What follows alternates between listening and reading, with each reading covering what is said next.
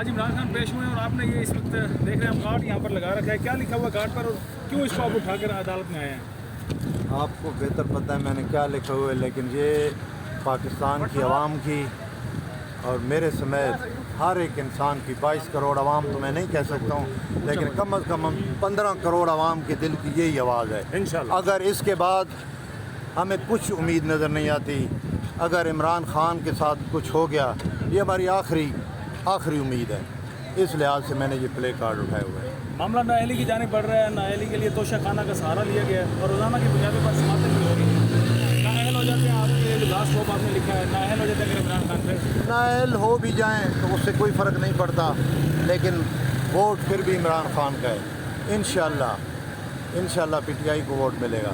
یہ جتنے مرضی حربے استعمال کریں، اس توشہ خانہ میں کوئی جان بھی نہیں ہے، لیکن ایک سب میڈیا کو بھی پتہ ہے، بلکہ میڈیکولیٹ بندوں کو بھی پتہ ہے کہ اس میں ہے ہی کچھ نہیں۔ عطا تارڑ بھی آ جائے تھے اور روزانہ عطا تارڑ بھی ساتھ میں پیش عطا تارڑ صاحب کو صبح بھی ہم نے ان کے جو نعرے بازی کرنا چاہ رہے تھے، وہ جان بوجھ کے ایسا ماحول کریٹ کرنا چاہ رہے ہیں کہ جہاں پہ کوئی ہنگامہ ہو اور ہنگامے کے بعد یہ پروسیڈنگ میں الزام سارا پی ٹی آئی پہ ہو۔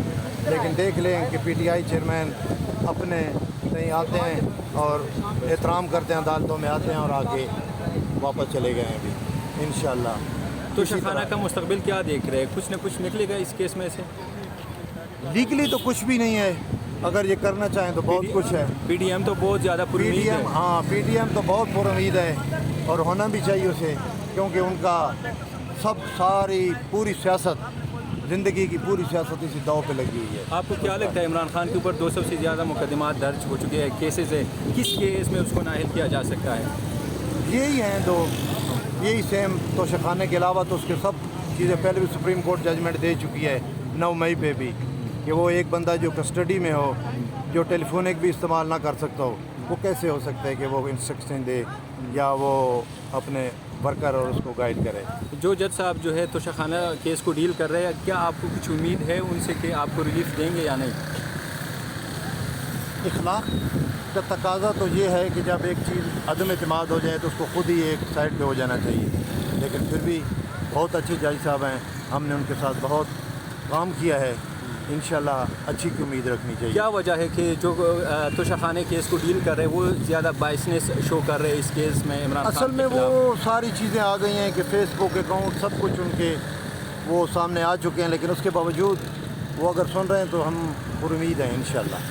شہباز شریف نے انڈیا دیا نواز شریف کی واپسی کا، ان کی اگر بالکل واپسی ہوتی ہے تو کس طرح کا آپ دیکھ رہے ہیں کہ اگلے الیکشن میں سینیریو کیا بنتا ہوا نظر آ رہا ہے؟ مجھے تو نہیں لگتا وہ آ بھی جائیں تو کوئی ایسی پذیرائی اس کو ملے گی، کچھ بھی نہیں، کیوں 14 ماہ سے وہ اسی چیز کا انتظار کر رہا ہے کہ کب بھائی اسے گرین سگنل دیں گے، لیکن مجھے نہیں لگ رہا کہ اس کو پھر بھی کوئی اس طرح کی، جس طرح عمران خان جس ٹاپ پہ چلے گئے ہیں وہ آئیں، لیکن وہ یہی ایکسپیکٹ کر رہے ہیں کہ میں آؤں گا تو نیلسن منڈیلا کی طرح میرا استقبال ہوگا، یہ وقت بتائے گا۔ نیلسن منڈیلا کی جھلک نہیں نظر آتی آپ کو؟ کن میں؟ نواز شریف میں؟ نہیں، دور دور تک بھی نہیں۔ پاکستان زندہ باد۔ Thank you so much.